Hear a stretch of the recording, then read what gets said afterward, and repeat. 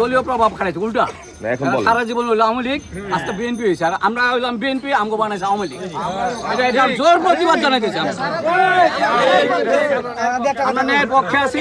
এরা নিরীহ মানুষ, এদেরকে অনর্থক হয়রানি করছে বিনা দোষে, সম্পূর্ণ মিথ্যা মামলা। কথিত উকিল আলমগীর শুধু আমাদের হয়রানির জন্য আমাদের ব্যক্তিগত বাড়ির উঠান দিয়ে তাদের চলাচল করতে না দেওয়াতে আমাদের ৫-৬ জনের নামে আমার ছোট ভাই আরও স্বাস্থ্য ভাই এদের নামে শুধু মামলা দিয়া 15 দিন ঈদের 3-4 দিন আগে মামলা থেকে গ্রেপ্তার করছে। পরে আমরা আনতে পারি নাই।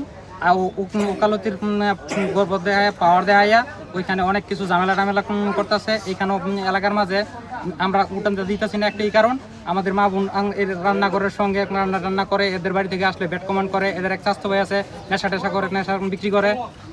এই কারণে আমরা সামাজিকভাবে সবাই বলছে এদের এইখান থেকে চলাচল করতে দেওয়া উচিত না। একজনের বাড়ির উপর রাস্তা দিতেছে, রাস্তা না দেওয়াতে হেরা আওয়ামী লীগের হেরা ভুয়া মামলা দিয়া এই নিরীহ মানুষকে, নিরীহ দোকানদাররে নিয়ে জেলে খাড়ায় রাখছে। হ্যাঁ, আমরা এটা দূর প্রতিবাদ জানাই। টাকা দিয়ে আসা যাওয়া করতেছিল, এটা আমাদের উঠান, এটা কোনো রাস্তা না, ঠিক আছে।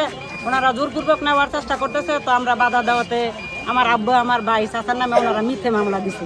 বলছে আমার আব্বা নাকি চুরি করছে, ওনাদের ওয়ার্ডব থেকে 1 লাখ টাকা স্বর্ণ অলংকার নিয়ে গেছে। আসলে এগুলো মিথ্যা। আমার বাবা একজন সামান্য শ্রমিক, উনি গরু পালে, মানে কৃষক এক কথায়। এগুলো মিথ্যে অনষ্ট করতেছে। তারপরে এদের শাহিদুল আলমগীর, এদের বেসিক্যালি চরিত্র মানে কারোই ভালো না। আমার হাজব্যান্ড দেশের বাইরে থাকে, আমি একজন প্রবাসীর স্ত্রী। এরা মানে বাজে সময় বাজে মন্তব্য করে, আর আমি আমার বাপের বাড়িতেই থাকি।